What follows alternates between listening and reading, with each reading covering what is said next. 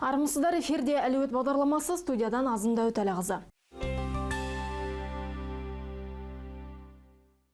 Қазақстанның жалпы ішкі өнімі 2014 жылдың 11 айында 4,2%-ға өсті. Бұл ел экономикасына сыртқы жағымсыз факторлар әсер етті деген күннің өзінде көрсеткіш. Оған қарамастан өсім тұрақты. Тауарды өндірісінің көлемі 100,2% болды. Ал жыл басындағы инфляция 6,8%-ды құраған. Бұл 2013 жылғы осы мерзіммен салыстырғанда 2,8%-ға көп. Бұған азық-түлік емес өнімдер бағасының 7,8%-ға қымбаттауы себеп болыпты. Жалпы тамақ құны 6,9%-ға, ақылы қызмет 6,1%-ға өскен. Негізгі капиталға құйылған инвестиция ұлғайған, ал кен өндіру және өңдеу саласындағы инвестиция белсенділігі бәсеңдеп 4,1%-ға жеткен. 2013 жылы бұл көрсеткіш 8,7% болған екен. Қазмұнайгаз 10 жыл ішінде мемлекет қазынасына 2,3 триллион теңгеден артық қаржы құйды. Компанияда 26 мың адам жұмыс істеп жатыр екен. Бұл туралы компания баспасөз қызметі хабарлап отыр. Холдинг 60%-ға жуық дивидендтік төлем төледі. Бұл 254 миллиард теңге. Жаңа жылда жаңа талап қойылады. Жағдай қалай күрделеніп өзгерсе де, өз жұмысшыларымыз бен акционерлеріміздің алдында міндеттерімізді орындауды жалғастырамыз. Ал негізгі акционерлеріміздің бірі мемлекет, деді компанияның бас директоры Абат Нұрпейісов. 10 жылды қорытындылаған басшы Қазмұнайгаздың халықаралық нарыққа шығып, бірнеше актив алып өндірістің тұрақты деңгейін қамтамасыз ете алған тілге тиек етті. Қазақстанның 4 өңірінде өндіріс орны бар компания 10 жылда әлеуметтік инфрақұрылымды дамытуға да үлкен үлес қосты. Мектеп, балабақша, дене шынықтыру орталықтары, мәдениет үйлері, медициналық орталықтардың құрылысына 45 миллиард теңге қаржы құйды.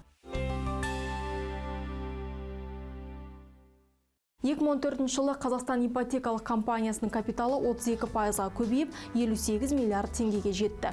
Жеке капитал 50,9%-ға өсіп, 44,9 миллиард теңгеге жетті. Активі 11 айда 10,9%-ға ұлғайып, 170,9 миллиард теңге болды. Міндеттемесі 1,4%-ға көбейіп, 125,9 миллиард теңгеден асты. Компанияның жоспарланған таза табысы 2014 жылы 1 миллиард теңге болды. Оның негізгі көзі займдарға арналған сыйақылар. Осылайша сандар мен көрсеткіштердің оң өзгерістеріне орай Қазақстан ипотекалық компаниясы 2014 жылы негізгі қызметтерінің бағыттарын әртараптандырды. Яғни мемлекеттік және компания бағдарламаларының аясында баспананы жалға беру, ипотекалық займдар бойынша талап құқықтарына ие болу. Бұл мерзім ішінде Қазақстан ипотекалық компаниясы 12,5 миллиард теңгеге 1726 ипотекалық займ талаптарының құқықтарын иеленген. Қазіргі уақытта компанияның портфелінде 87,3 миллиард теңгенің 24 мың қарызы бар. Ал баспананы жалға беруді жүзеге асыру аясында Алматыдағы бірінші нысан пайдалануға берілді.